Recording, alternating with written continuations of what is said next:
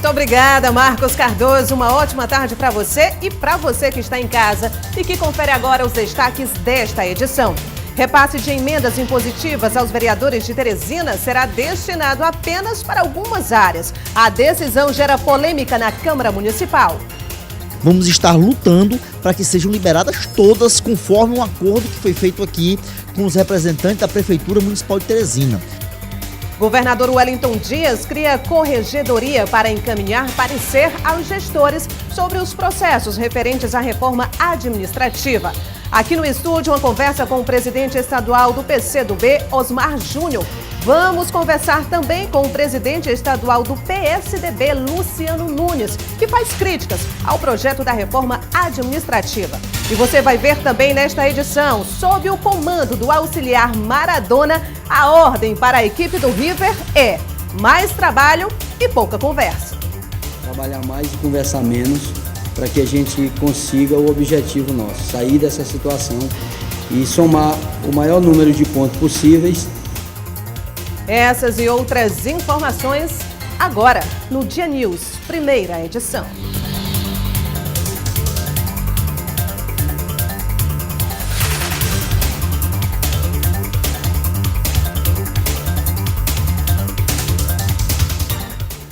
Mesmo garantidas por lei, a Prefeitura de Teresina não deve liberar a totalidade das emendas impositivas dos vereadores para o ano de 2019.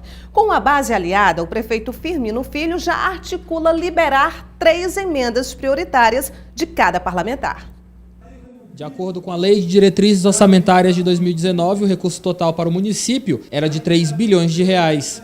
Desse total, 1% está destinado às emendas.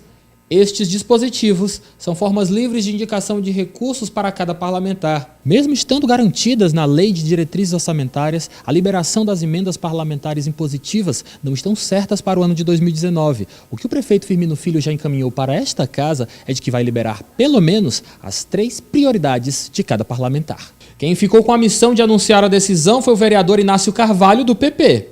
O prefeito Firmino Filho é preocupado em cumprir o orçamento, tanto do orçamento popular como das emendas parlamentares, em atenção ao Poder Legislativo.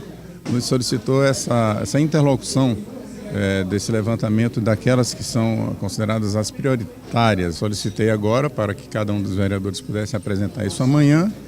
Estou agora me dirigindo à superintendência Ascendu para ver que normalmente 80% das emendas são de asfaltamento, né?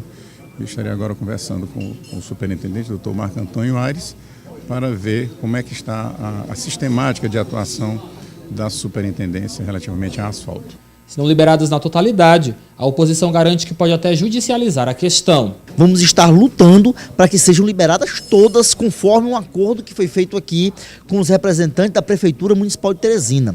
Vamos estar lutando, inclusive, de forma judicial, porque se é um direito do vereador, assim como de qualquer outro parlamentar, o deputado federal, o deputado estadual, o senador, também a Câmara Municipal de Teresina tem esse direito, os vereadores da Câmara Municipal de Teresina têm esse direito e de direito a gente não abre mão. Bom, aqui no estúdio eu vou conversar agora com o presidente estadual do PSDB, Luciano Nunes. Boa tarde, presidente. Boa tarde. Bom, o senhor fez algumas críticas referentes à reforma administrativa do governo do estado. O senhor disse, inclusive, que, na verdade, a gente já entramos no 4º mês após as eleições. E o senhor disse que nas áreas essenciais nada mudou. Em relação a essa reforma, o senhor acredita que vai fazer a diferença ou não? Bem, o que nós colocamos é justamente que o governo, que depois das eleições passou a pregar a necessidade de uma reforma, primeiro, até agora não fez nada e poderia ter feito já desde outubro do ano passado, porque o governador não mudou, né? Iniciou-se um novo mandato, mas o governador poderia ter tomado algumas medidas desde então. Mais do que isso, né? Manteve todos os nomeados, né, da sua equipe, até agora, o que causa mais despesas para o poder público. O senhor acha que isso deveria ser uma medida tomada logo no comecinho do ano? Eu acredito que essas medidas poderiam ter sido tomadas, inclusive, já no final do ano passado. Não precisaria esperar tanto para serem tomadas. Além do mais, as medidas que estão sendo anunciadas, né, na reforma são medidas extremamente tímidas e pontuais. Não se mexe na estrutura nas secretarias mais pesadas, as maiores, as que gastam mais, e o que se corta é aquilo que já foi criado de forma supérflua, né? O governo mantém ainda 50 unidades gestoras, secretarias ou órgãos públicos com o estado de secretaria. Nós propomos ficar apenas com 12 secretarias e 17 órgãos da administração indireta, que totalizariam aí menos de 30, bem distante, né, desses 50 que o governador hoje propõe. Então são medidas absolutamente pontuais, é uma reforma tímida, uma reforma que certamente não alcançará ao objetivo que se propõe. Aliás, o governador não demonstra segurança quando trata dos números que essa reforma pode trazer de economia.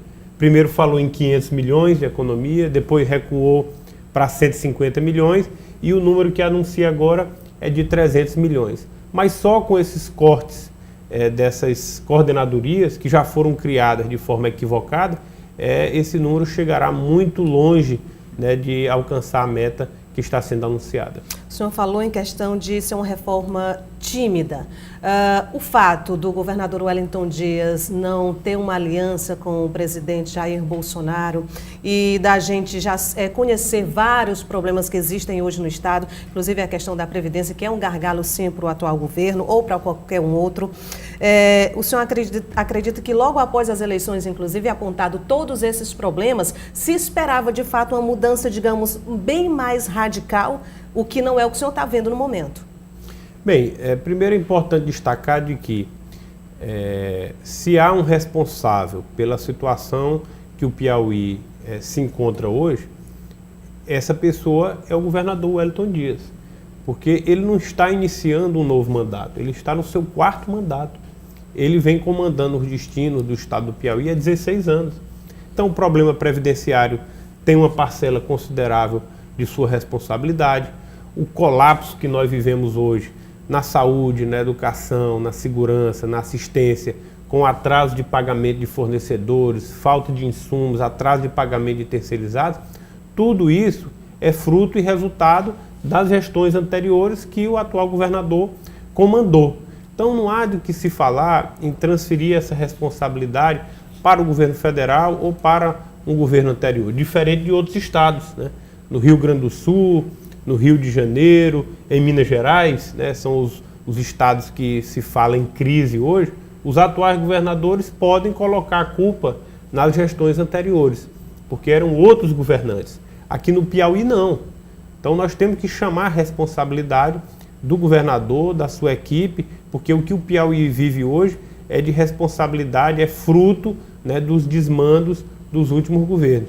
E, portanto, necessitaria de uma reforma mais consistente, uma reforma radical na gestão, diminuindo o tamanho da máquina, mas trabalhando, sobretudo, a qualidade do gasto público.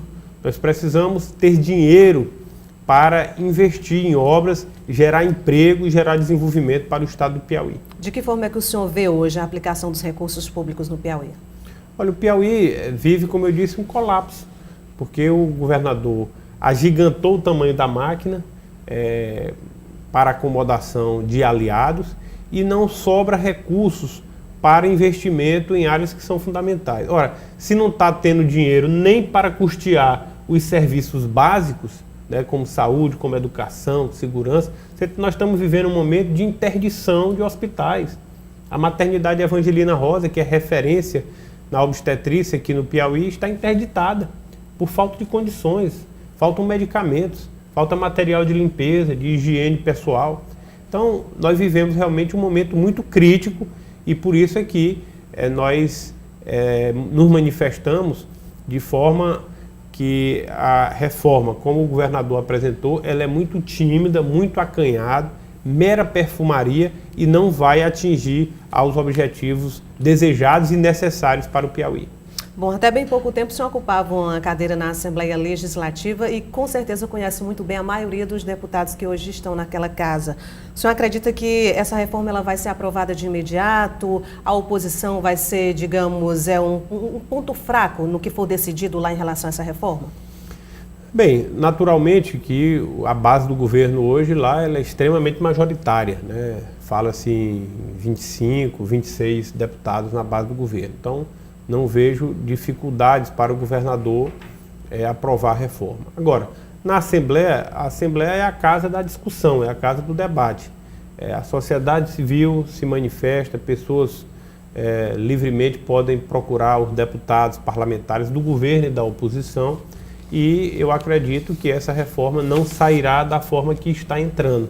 Ela deverá sofrer modificações. A oposição, sem dúvida nenhuma, até por ser uma oposição muito qualificada, vai cumprir o seu papel, vai criticar, vai apontar caminhos, vai sugerir emendas, e algumas delas eu acredito que vão ser acatadas, outras não. Mas certamente a reforma que vai sair não será a mesma que está entrando, muito embora o governo não tenha dificuldades de aprová-la da forma que entender. Ok, presidente, a gente agradece a participação do senhor. Só para encerrar, eu gostaria que o senhor dissesse, porque muita gente pergunta, qual é o destino do ex-parlamentar Luciano Nunes? Continua como presidente do partido? Deve pleitear uma campanha aí logo, logo? Bem, eu continuo à frente do PSDB aqui no Piauí, sou presidente do PSDB, e vou continuar exercendo a minha atividade política. Se serei candidato ou não, só o tempo dirá as circunstâncias, né, do momento, mas continuaremos muito ativos, vamos buscar através, né, da imprensa, das redes sociais, das discussões, dos debates, participando da vida pública do estado do Piauí. Ok, mais uma vez, obrigado, uma ótima tarde para o senhor. Eu é que agradeço.